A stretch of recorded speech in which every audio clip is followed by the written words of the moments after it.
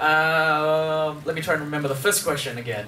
The first question. Yes, I think I remember it. Yeah. Why do I come back to this emotion that can be painful?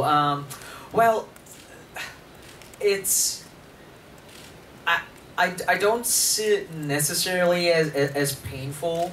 I mean, the characters that my movie are going through, they suffer a lot, but ultimately all of that is in service of entertainment, and I think, you know, I think part of the reason why I actually enjoy making scary movies is I love seeing an audience's reaction to my film.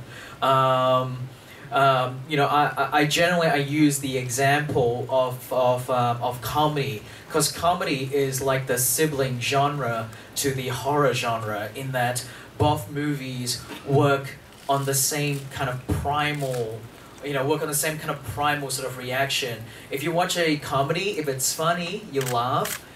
In the same way, if you watch a horror film, if it's scary, you scream, or you try and hide your eyes from what you're seeing. And so both of those genres elicit a very sort of primal reaction that is very instinctual, and it happens immediately. And I enjoy that. I enjoy seeing that my films are working very immediately. You can tell straight away if your film is working with an audience or if it's not working. I think the other genre that I would love to do, one day to get into would be the comedy genre, because it shares a very similar feeling to horror. Do you want to translate that first? Yes. 네, 첫 번째 질문에 대한 답변부터 드리겠습니다. 저는 우선 공포라는 것이 꼭 고통스러운 감정이라고 생각하지는 않습니다.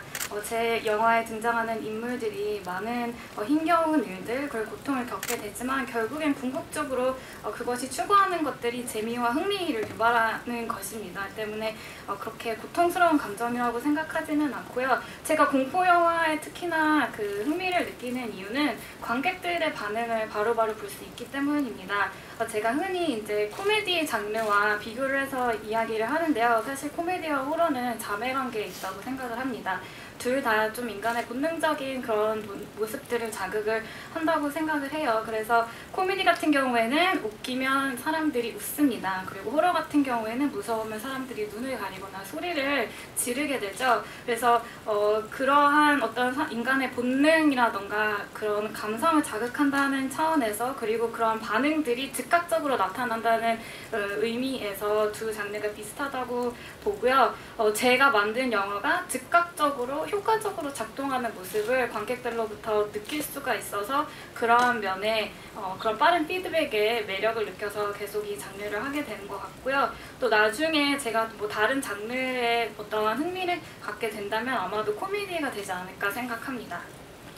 Okay, yeah, I do remember the second one. Yes, and to answer your second question about the way I design my ghosts or my demons, I think I just dig really deep down, and I find whatever fuels my nightmare, and so a lot of the ghosts, the look on my demons, and all that comes from a very nightmarish place that I have in the back of my brain.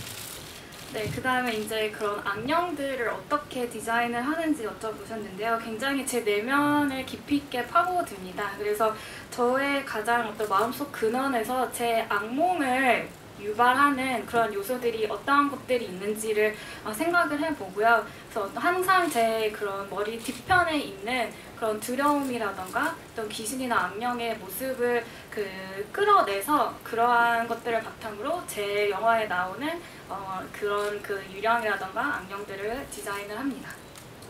Yes, and finally, your third question. I think sound design is very important for my films, especially for my scary movies.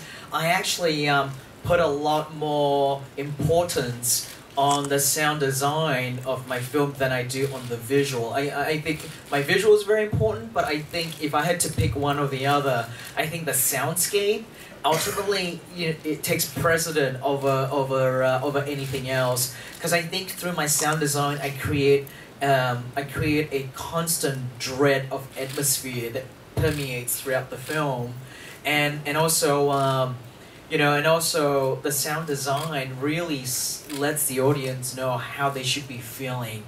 You know, the most common thing you see when people watch a scary movie, and if they're really frightened, they don't usually cover their eyes, they usually cover their ears, and that's because the sound design and musical score is what gets into your head and affects you emotionally.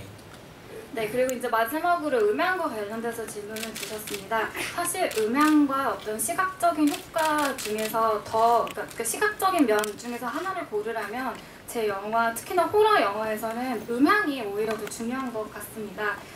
이 음향을 어떻게 설계하는지에 따라서 이 영화 전체를 관통하는 공포심을 만들어갈 수 있다고 생각을 하고요. 특히 그 관객들에게 어떠한 공포스러운 감정을 지금 느끼고 있어야 되는지를 간접적으로 알려주는 도구이기 때문에 굉장한 중요성을 줍니다.